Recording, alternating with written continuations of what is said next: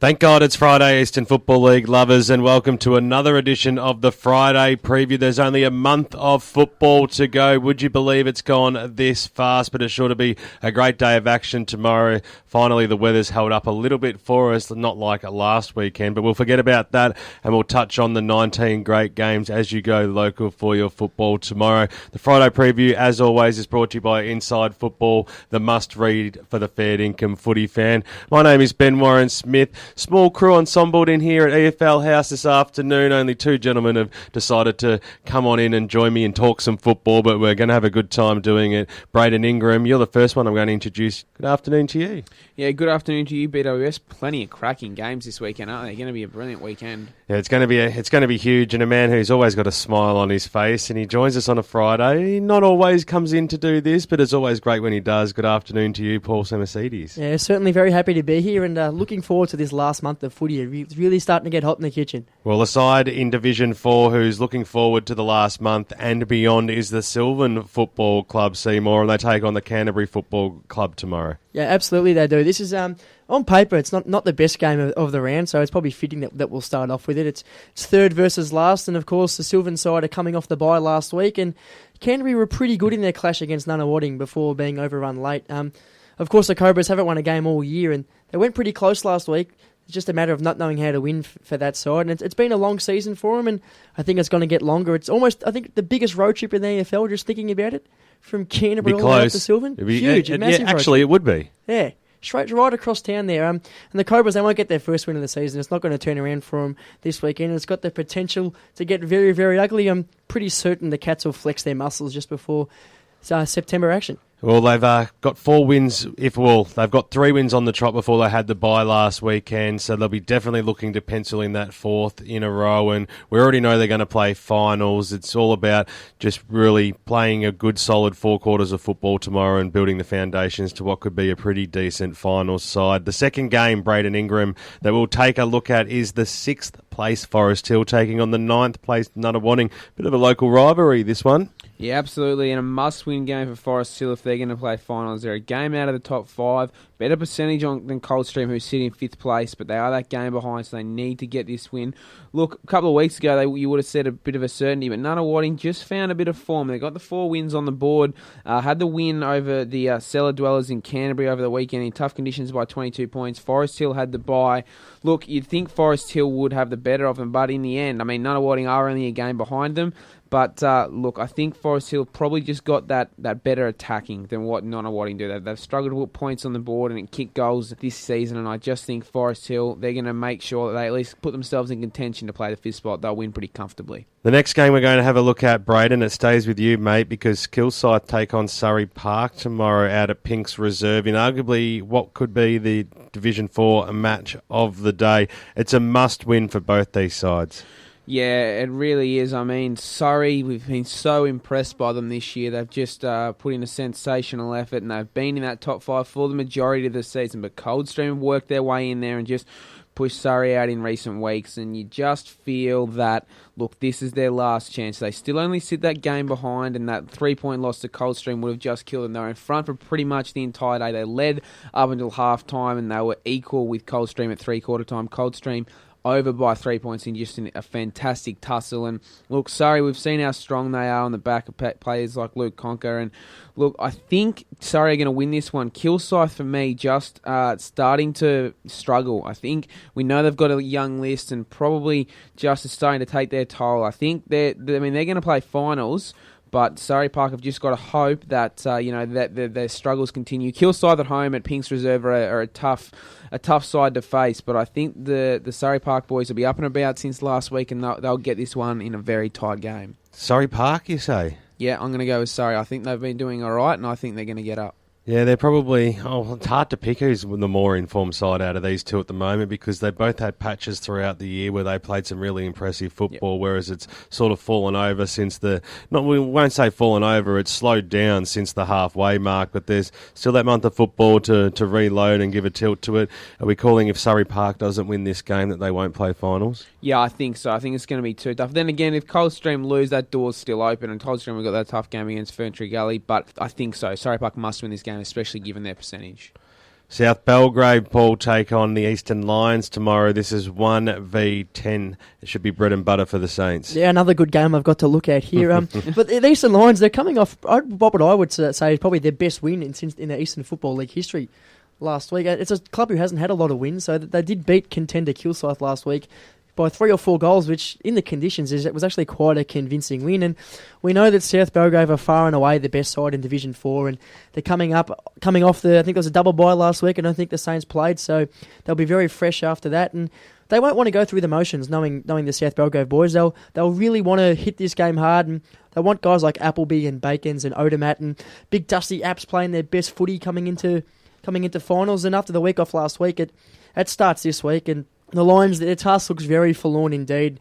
And I'm thinking I'm being cautious tipping South Belgrave by 12 goals. I think you probably are being a little bit cautious, but however, great performance by the Eastern Lions last week to get up in that match against finals contender in Kilsyth. So they'll take a lot of confidence out of that. Their reserves are having an absolute ripper season too as well, the Eastern Lions. So they've got some pretty decent depth as well, but they just need to get it probably 2 or 3 more wins to round off the season in what they will call a disappointing year, but there's some positives to take out of it if they can finish okay. A scalp this big is probably a little bit beyond them, I think, at this stage. It ain't going to happen, mate. Ferntree Gully take on Coldstream Braden tomorrow. This should be a very good game now. Yeah, I think it's going to be a cracker. I mean, Coldstream, they've found their way back into a bit of form. They're in that 5, I think probably a little bit up and about. Ferntree Gully had a 21-point victory over Park Orchard. Still, I think there's just some queries over them. It's probably since that South Belgrave game, but they found a little bit of form back. Of course, they're only a game behind South Belgrave, but they have played one more due to the bye, so that'll even up. They're probably, you think they're probably going to finish in second if they have a strong finish to the year. But in saying that, I think this is going to be a Coldstream win. It's a Ferntree Gully home game, and look, Coldstream are well aware of the fact that they probably haven't been that convincing this year. They're 6-6. They've just been inconsistent, but I just feel now they're coming into some all right form. Exactly, they are. And I think this is their real chance to show. Liam Dowdy's kicked 31 for the season. Only kicked 2 last year. Want to see a bit of a bag from him. But if they're going to win, they need to contain players like Paul Giannopoulos and Hager. Paul Hager. He's been very strong for Ferntree Gully as well. He's kicked 29 for the season. Giannopoulos, I think, is a real... he's a real barometer for them. When he gets going, they're hard to stop, Ferntree Gully. And he's a heart and soul. Yeah, absolutely, he is. So, need to stop him, but I just feel Coldstream, they are a bit of a roughie for mine, but I think they're going to get up by 2 goals. I can't see that happening tomorrow. Well, Benny Waterworth tipped Coldstream to go straight back up to Division 3 at the start of the year. We were all laughing at him about 2 months ago. It's probably not the stupidest bet now, just looking at it. Oh, they need to keep on winning games, and it's a big challenge for them tomorrow against the Ferntree Gully Eagles. I think you're being a little bit harsh there to Ferntree Gully, Braden. But I've been raps to them all season. I really like the way they're going. I think they're probably just resting up a little bit, and they're going to go great guns in finals. But Coldstream, I'm just going to go with them. Well, it's basically a grand final for Coldstream, let's face it. Because it is, isn't it? Because if they can win this week and results go their way, all of a sudden they could have a little 2-game buffer going into the next couple of weeks, which would be quite handy. But that's the 5th and final game, and we're done and dusted for Division 4 for another week. Hope you head out to the football tomorrow and your team wins. Let's turn our attention to Division 3, brought to you, of course, by Inside Football, the must-read for the fair dinkum footy fan, and we certainly are all fair dinkum footy fans here in EFL House. Braden, the Basin take on the Whitehorse Pioneers tomorrow. One-way street this game, will you think? Yeah, absolutely. I mean, the Basin, they pummeled Whitehorse in round 1 pretty comfortably by about 60, 70 points. And suddenly Whitehorse, I mean, not suddenly, but I really thought Warrandyte had the relegation locked up. Whitehorse still only sit on the 1 win. They just need to find a win somewhere because they've got the better percentage than Warrandyte. I can't see Warrandyte winning another game this year. So Whitehorse have somehow got to find a way to victory. There's a couple of games that there may be a chance in coming up, but this is a game where they probably don't want to give up too much percentage. The key game is in round 16 they have against Warrandyte, but you don't want to get smashed. That's the thing, and bring percentage, which is an issue. They've got to win that game against Warrandyte, but they've got to make sure because the Basin, look, I mean, they're probably up and about again. They had a good win over that side in Warrandyte last weekend, pretty comfortable in the wet. And look, we spoke to Pickles Glassborough on the huddle on Wednesday night, and we addressed the final quarter fade outs for the Basin side. They've been an issue in 3 of their last 4 weeks, and they need to probably just string together 4 quarters. They did it against Warrandyte. They need to do it again against Whitehorse. I mean, they've had issues missing Andy Coltera, Clinton King. Trevor Mills has been playing a lot of his time up forward.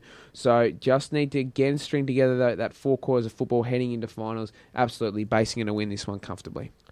The Glen Waverley Hawks will be looking to make it 2 in a row against the Ringwood Football Club tomorrow at Central Reserve. Paul Semertzidis. This is 11v7. Well, it becomes a mini final for the Redbacks here, and you'd think results will go their way this week. You think Mitcham would be too strong for Heathmont, and if that result goes their way, the win for the Redbacks here would see them remain in contention. And the Glen Waverley Hawks, the other side of the coin there, they had a good win last week against Whitehorse, especially.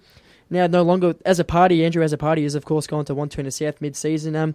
It's going to be tough to stop Ringwood without him. Katsiavos I think he kicked 10 against Templestowe a few weeks ago, and Trent Farmer is slowly starting to recapture that form that we know he can find, and they'll be too strong for Glen Waverley in front of goal there on tomorrow. And Timmy Burmeister, he gets named in the best for fun, and Ringwood will be convincing winners against a Glen Waverley Hawks outfit, which I think are just desperate for the end of the season. Well, they've got Mark Fitt at the helm now, from runner to senior coach, and they've got a win under his reign already. So positive signs for the Glen Waverley Hawks. Started last week and hopefully can continue and provide some bright sparks for them over the coming month of football. But yes, I agree. They'll be looking forward to season 2014. But winning last week just got them out of that dangerous relegation type of zone. So they'll be happy with that. The Mitcham Football Club back at Walker Park this week take on Heathmont, who had a bit of a surprise loss last week, I should say, Braden, to the Templestowe Football Club. How do you see this one panning out? I think Mitcham are definitely going to bounce back. I was out of that Mitcham Wanturna South game, and they were incredibly poor. 3 goals for the afternoon compared to 16. Wanturna South had no trouble. They played wet weather footy. They moved the ball quickly. They were able to use the switch quite well, and they just went long down the line when they had to, whereas Mitcham, on many occasions, especially in the first half, just chipping the footy around, trying to play dry weather footy when it just wasn't there, turned the ball over on many occasions in the back half and gifted Wanturna South goals. And look, Scotty Homewood ain't going to accept that. He was pretty, he was very upset, to put it that way. I mean, 1 goal to him, Petrarca and Whitnish for the entire afternoon. That just made things incredibly difficult. And, unless you were out, say, at that Tempe Heathmont game, Heathmont almost got up with 3 goals. So very varying sort of circumstances. Heathmont, this is a game, look, they need to win. I can't see them doing it, though. In terms of making finals, they're still in it. They're equal on points with the Basin, but the percentage is a real crueling factor. They're 26 percentage points behind. They need to at least be competitive. I think Mitcham, they're not going to accept last week's loss. Those leaders I mentioned, Pimmy, he needs to stand up. I mean, it wasn't his fault on the weekend. The ball was hardly down there, especially in the second half. Can't blame him for that. No, I mean, and when he was down there, he certainly contested. Mitcham were very undisciplined as well last week. Yellow cards and they weren't needed to. Poor 25-metre penalties, poor free kicks when they were just not there to be given. And look, I expect a much better performance. Mitcham are a better side than Heathmont, and they're going to win probably by 6 goals, I think. Churnside Park versus Doncaster out at Kimberley Reserve tomorrow, Seymour. Doncaster, they went down last week to the Baronia Football Club. It was in tough conditions for them. They'll be looking to wipe that quickly from their memories and bounce back tomorrow. No, absolutely. Not that travelling to Tormore Reserve and coming away with a win is an easy thing to do, but for a side who would value themselves as almost the front runner in Division 3 since coming down from Division 2 last year was certainly very disappointing. On paper, this game looks like a bit of a dead rubber, and I think it'll play out the exact same way tomorrow. I think Churnside Park will just struggle to compete with the bigger bodies, the slicker moving, the quicker guys at ground level for the Doncaster Sharks. They were pretty disappointing last week against Ringwood Churnside. Stephen Pepping was back into the side for his first game back in a couple of weeks, and Adrian Bernardo, the assistant coach down there, continues to go great guns, and I've got good word from our media man Mitch Wood down there at Churnside that he will win the senior best and fairest at Churnside Park. So there's a hot tip for you if you're having a bet on the Churnside Park best and fairest. There's your man. But as I said, I don't think Churnside will be able to compete with Doncaster at all, and you wouldn't want to go to Kimberley Reserve on a cold, wet Saturday afternoon and not come away with a win against a side who's 8 spots below you on the ladder. At the end of the day, Doncaster will be disappointed with how the game played out last week, and I expect them to bounce back in a pretty big way out there at Churnside tomorrow. Warrandyte v Templestowe. Local rivalry, this clash. I think, Paul, there's even a cup that this is played. The prestigious Yarra Cup, it's called. hasn't changed hands all that frequently in the last 3 or 4 years, and the Bloods will be looking to turn that one around tomorrow. Don't discount them. Their inspirational captain Tom Norton is back from an overseas sojourn, and when he's playing, the Bloods are a lot better. The Warrandyte Reserve is a tough place to play footy now. It's not very comfortable. There's no club rooms. There's a couple of tin sheds up the back there for change rooms, and the ground can certainly be a swamp, especially this time of year. So the Bloods know how to play that, and they usually do play it well. So it won't be all beer and Skittles for the Templestowe boys. And they've just finished a run of 7 straight losses, the Dockers, and after a rousing win last week against Heathmont, they'll be looking to win 2 on the trot, especially against an old rival. But with names like Ryan Bain and Adam Prestigiacomo and even Aaron Chambers still on the sidelines, this could be Warrandyte's best chance for a win against Templestowe since they came back up to Division 3 in 2011.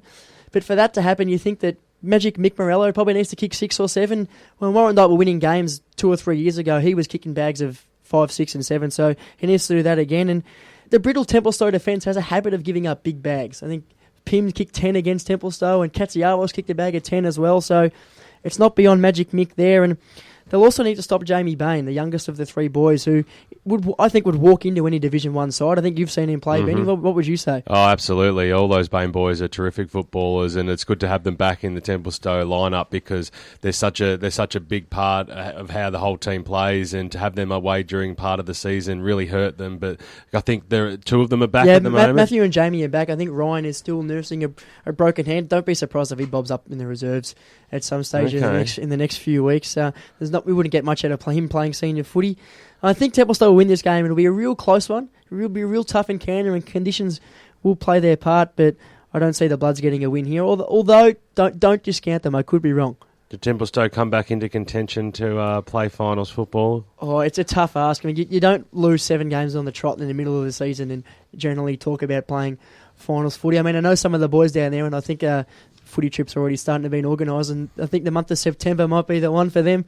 Still mathematically possible, so anything could happen, but very, very doubtful. The 6th match we're going to look at, Braden, and definitely the match of the round in Division 3. Boronia back out at Tormore, host Montana South. This is 2v1. What a match this should be. There's a big fence running through Tormore Reserve, and I'm going to sit on it. I'm calling the draw in this one at BWS because I'll give you a couple of reasons behind this one. I don't know if I'm allowed to tip the draw. You look at me, but I am going to go with it. Will Taylor. Now, maybe. I don't know if I'll be in that category, but look, I mean, Montana South, they're the best attacking team in the competition, 1,680 points for the year. Boronia, the best defensive side in the competition, conceded less than 800 points. They've been sensational in defence, and look, earlier in the year was a pretty comfortable victory for Wantirna South, but I just feel Boronia is such a better side than them. I think they met in round 2 in fact, and really back then Boronia probably struggled at the start of the season. They're now on a sensational roll. I think it's 8 in a row, and they're in cracking form. And I think, look, I mean, if you're going to put me on the line, I would say Wantirna South, but I honestly think this one's going to be the draw just because Boronia is so much better. Lockie Watson's a player who's caught my eye. He's a young kid. I saw him in the Basin game. He kicked 4 in the final term. He went absolutely nuts. He kicked 1 against Doncaster last week in wet conditions. He was relatively quiet last week, but he is a terrific spark for them. Yeah, I really like him, especially at Tormore as well. And look, we all know about Mark Hardy, and it's going to be such a good game. Last week, maybe a Dean Grice in there. Yeah, exactly. Yeah, not a bad football. Yeah, I mean, I was having a debate with some mates the other day, and they didn't rate him that much. And I thought, boys, what are you on about? He's a gun. Oh, and Jess Bolton's an absolute superstar as well. Yeah. Shannon Bainbridge, they've got a wealth of talent right across the park. Yeah, absolutely. And then, you look across the Wantirna South side, they're doing all right as well. In fact, Edgecombe was sensational 3 last week, along with As a Party. Taylor Leggett 3 as well. They just had contributors. Captain Andrew Teakle, he's not a bad sort either. And then, as I said, you add Andrew As a Party into that. That was his first game back from injury after joining from the Glen Waverley Hawks. Thank you. And look, they were sensational. Daniel Bedome as well in the wet last week. He was not only he kicked 2 goals, but his strength and ability to bring the ball to ground in wet conditions. I really like the way they shape up. And as I said, because of that, I'm going to tip the draw. Unbelievable. You heard it first here for the season. A draw has been tipped tomorrow between 1v2. It probably wouldn't be such a bad result, except for everybody who's out at the ground who wants to see a result. I'll be there. I like the Boronia Football Club to make it 8 wins in a row and to claim a top spot on the ladder. That's Division 3 done and dusted. Let's have a look at Division 2 then, shall we? And Division 2 is brought to you, of course, by Inside Football, the must-read for the fair dinkum footy fan, available in paper form or on your iPhones and iPads. First game we're going to have a look at, Braden Ingram, is Croydon taking on Bayswater. This is EFL's match of the day on 98.1 Radio Eastern, broadcasting live from 1 right throughout the afternoon. It's going to be a big clash. That's why we're going out there. Who's going to win this one? Will it be the Blues? I think so. I mean, Croydon coming off a sensational performance, had one goal kicked against them by Don Vale last week.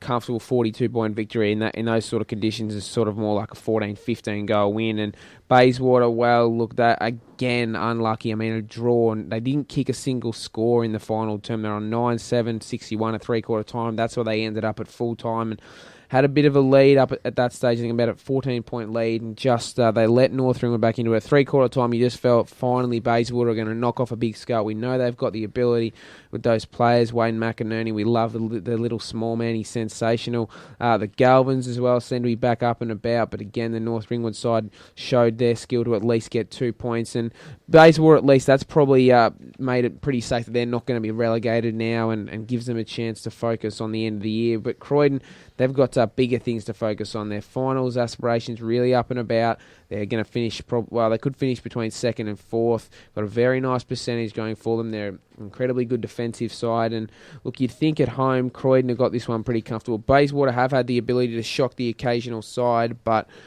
look, I mean, sensational. Brennan Weinart, you had him in there. He kicked 10 a couple of weeks ago. They've got a pretty strong side. Wayne McInerney, he kicked 34 for the season. He just chimes in there. He's a great player. As Ray Baird always seems to mention, they need that sort of tall forward to bring the ball to ground for them. But at the moment, he's doing, a lion's share of the work up in the forward line. And I just feel, though, that Croydon, they're too strong. They're really building towards finals, and probably a 4 or 5 goal win to them on the weekend in the radio game. Hope it's a good game for you guys, though.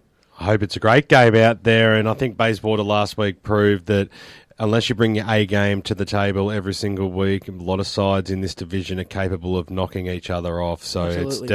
It's definitely a game that has a question mark on it for me tomorrow. But Baronia, what am I thinking? We're talking already about Baronia. Croydon, I should say.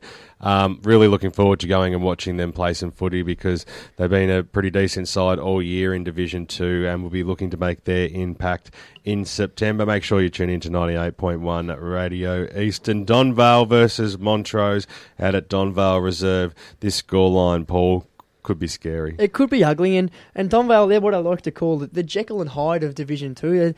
They'll be competitive in some games against the good teams, and then they'll come out and they'll serve up absolute trash against the teams in and around them on the ladder and teams below them, and I think they're going to get relegated. I mean, they're a game clear of Upper Gully at the moment, but with a month of footy to go, I don't see how they're going to find a win, and it's as simple as that. And Montrose are the best team in it by a mile. We know that. They have been all year. They're almost a lay-down misère for the grand final, for the premiership even, and I don't even know why Don Vale will bother turning up. Get this man in more often, BWS. He speaks a lot of sense, doesn't beat around the bush. I totally agree with him. He's going hard at teams. He might cop it out on the weekend, though, soon, if he keeps that sort of lineup, eh? What sort of a margin are you looking at for this game then, Paul? Conditions, depends. If it's a decent day with no breeze, in fact, even if it's not, we're talking 80 points plus. Well, it's going to be about 14 and relatively clear tomorrow afternoon, so a big improvement on last week, but Don Vale probably the wetter the better for the Don Vale Football the big evener Club. In footy, and they need all the help they can get, I think, the Magpies. So Montrose to win it by a long way. You heard it from Paul Semertzidis. North Ringwood take on Mulgrave tomorrow. It stays with you here, Paul, because out at Quamby Reserve, it's 2 playing 5. The Lions have snuck up to 5th from somewhere. Yeah, it's 2nd versus 5th, but they're separated by a massive 5 games. There's a big gap between them, and Mulgrave are equal on points with Doncaster East and Mulgrave, so every game for here on in for those Lions becomes almost like a mini-final, and they've won 3 games on the trot, so they certainly know what's going on now. I think they've been pretty lucky, though. The wins they've had have been in pretty low-scoring affairs, and they really do struggle to find an avenue to goal. And that's been suiting them perfectly, these low scores. And North Ringwood have the opposite problem. I don't know whether you'd call it a problem, but they came off a draw last week against Bayswater in a game where I think they just left their run too late. I think they're always threatened all day to come back, but by the time they decided to flick that switch, it was too late, and the conditions didn't allow them to come across the line with the 4 points. But they'll continue their smooth transition season in Division 2 this game. And Frosty Baird's mate, Brad Moyle, is playing sensational footy, and the big fella Tommy Hill is leading the goal kicking by an absolute street. And with guys like Anthony Sharp nipping around at his heels and Maxi Meltzer getting with his own footy off half back there, they'll be far too strong for Mulgrave. They're far too strong for Mulgrave tomorrow, and the three big horses in Division 2 will just pull away a little bit further as we come down the straight now. Second last game, Braden, Waverley Blues taking on Mooroolbark. Now, the Waverley Blues, the last time these two sides met, came with very, very close to knocking off the Mustangs. They were leading it at three-quarter time in the night game out at Heights Reserve. Can they relive some of that form that they had back then? No, I don't think so. Look, Waverley Blues, they've... I mean, to say they're inconsistent, I think is probably not giving them enough credit, because I think they actually are a good football side. They just sometimes don't they struggle to bring their best. It's a weird one because, I mean, we've seen they knocked off Croydon not too long ago. You mentioned that game earlier in the year against Mooroolbark. They beat Mulgrave not that long ago and then kicked one goal against them last weekend in terrible conditions. So they're really hard to pick. I think this is sort of a development year for them, but I like where they're tracking for the future. And, for Mooroolbark, look, I think one thing that's probably stood out to me is losing Keith Talevski, I think, has worked for them. We were worried about it at the start of the year. I think it's actually taken a bit of dependence out of the forward line. They're not constantly going to the big man all the time. They've got Polkinghorn down there already, who kicked 3 last weekend, and I think it just opens up the forward line a little bit and means that they're not centric to one player, and I think it's really worked for them. They seem to be a little bit more competitive this year. They're only half a game behind North Ringwood in second. Montrose clear on the 3 games ahead, but I mean, Montrose are a cut above the rest, you'd have to say. And I just feel Mooroolbark, I think, have got more chance of doing damage in this year's finals than what they did last year. Last year, I just felt they limped in. They probably struggled. This year, I still don't think they're playing their best footy, but I think now that they could just sort of build up. 4 weeks to go. They had a good win on the weekend over Doncaster East, pummeled them. I think the second top scorer across all 4 divisions in tough conditions. Trent Giorgio, we know he's a gun. He's tearing it to shreds. I mentioned Polkinghorn, Charge as well. So tons of good players. And the Waverley Blues, even at home, they're not going to be able to get a win. Mooroolbark probably, I think, by 8 or 10 goals. They should do it relatively comfortably, one would think. The 5th and final game in Division 2, Braden, mate, it stays with you. Upper Ferntree Gully, back out at Kings Park, taking on Doncaster East, who sit in 6th position.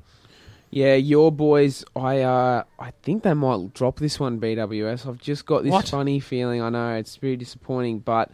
I mean, they've done well. They've popped up. They're into 6th spot. They're still obviously that mile behind the top 4. But the Upper Ferntree Gully guys, I think, or what Paul said before about Donvale, I think Upper Ferntree Gully have got much more of a chance of avoiding that relegation zone, and they've probably just got to find the one win. I think Donvale's percentage is going to continue to drop. So this is their absolute must-win. They've just got to find a way to victory. It's a chance at home, an opportunity to make sure you keep yourself in that second division, and I've just got this feeling, and I really hope they do. I like Upper Ferntree Gully. They've struggled this year, but at the same time, they've just clawed their way to at least give themselves an opportunity. I mean, the thing is, they're not the worst in terms of having points scored against them. There's a lot of sides above them. In fact, Doncaster East are the worst for points scored against this year. So it's a real chance to go after them. The Upper Ferntree Gully attack isn't that good, but when Doncaster East, struggle to defend their goal, this is the real opportunity. I think Upper Ferntree Gully are going to get over by a solitary kick. You'd like to put a 6-pack of beer on this game tomorrow? If you'd like, yeah, I'm happy to do that for you. I mean... you old enough to drink, Braden? Oh, come on. I look a bit young, but... No, I do get that one a bit. Look, I think... I'm happy to do that with you, BWS, and Upper Ferntree Gully will get the win. Oh, I can't see it happening. Doncaster East will get the 4 points here at Kings Park tomorrow. Upper Ferntree Gully, they played really well against Mooroolbark there only a fortnight ago and took it right up to the Mustangs out there. So I do agree with you. It is a danger game for Doncaster East, but... the two sides' forms, especially over the last 2 months, is virtually incomparable. I know Doncaster East still only have the 5 wins for the year, but if they're able to turn it on, they can play some real decent football. I mean, I thought they would have at least been competitive against Mooroolbark, and they got thrashed. Yeah, they were terrible. Take nothing away from that. That stat that you mentioned with Doncaster East having the most points scored against them, that's probably been reined in a bit since Smash Neville came back into the side. I mean, he's a very good defender. Yeah, I mean, he certainly helps their cause. But at the same time, I mean, I think it's been a progressive thing across the year. In a couple of weeks, his return has helped, but in the end, I think it's a thing that's going to continue to haunt them. I'll have them nice and cold on Sunday morning after EFL Sunday, mate. So I look forward to that.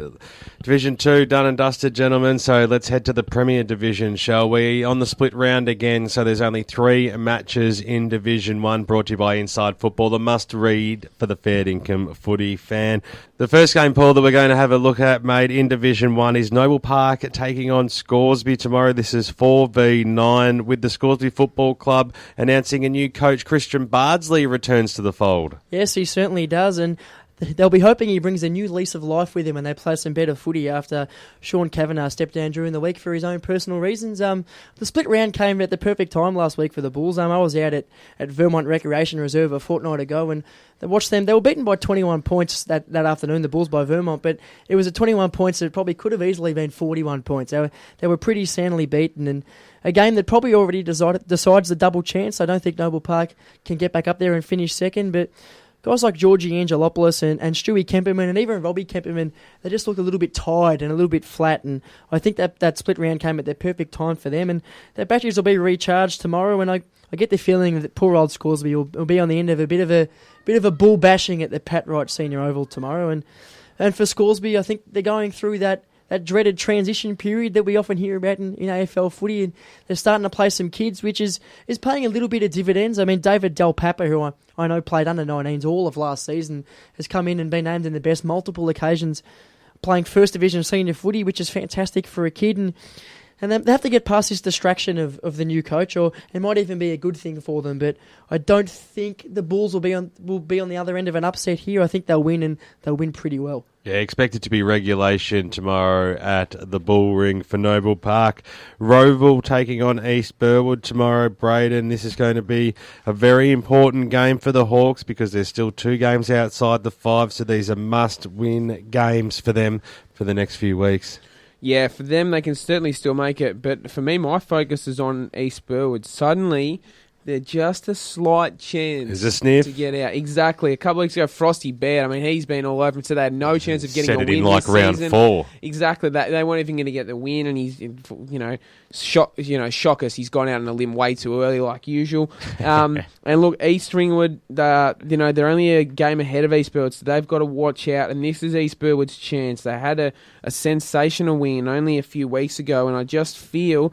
They, of course, over Blackburn, they had the bye last week, so I'd like to see East Burwood get up. I'm going to tip Roval, but don't be surprised. I mean, East Burwood just you feel have that chance now to cause an upset, but I think Roval.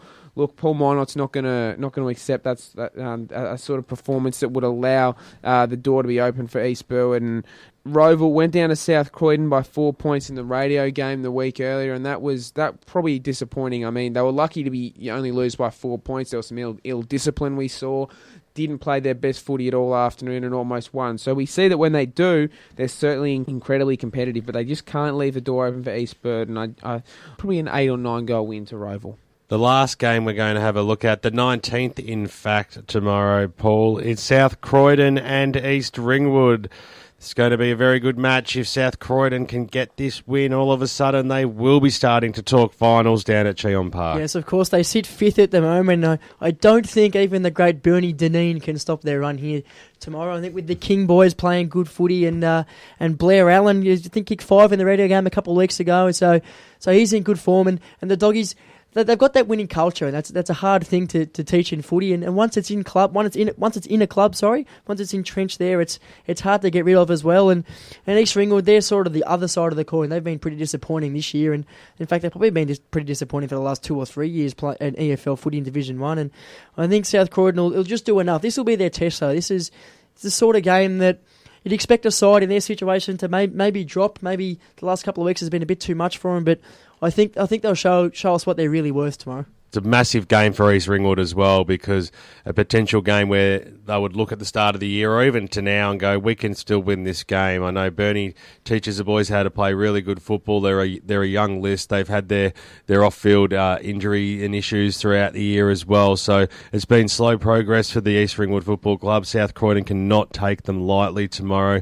Chris Donnell's been in super form, and I know that you said that Blair Allen a few weeks ago was an absolute ripper. We spoke to Ben Osborne on the huddle during the week. He played his 200th game against Roeville. He's still playing some good football as well. They're excited about the prospect of playing Division 1 finals football for the first time, South Croydon. There's absolutely no way that they're going to let this game slip tomorrow. It's an easy game for them to get motivated for, and if they're up and about, which I've got no doubt they will be, I don't think East Ringwood are a shot, really. Well, I've been picking a game for the last few weeks on the Friday preview and saying, I've got a funny feeling about this game, and each time it's come off, and if I had to pick one this week, it's actually this game, East Ringwood taking on South Croydon tomorrow. Psychic abilities just clairvoyant. creeping in there, BWS. If they get up tomorrow, I'll just be an even more shattered man that we can't gamble on the Eastern Football League. But boys, it's been a lot of fun coming in here today to talk about the sides and see who's in and out and who's going to win across the 4 divisions tomorrow.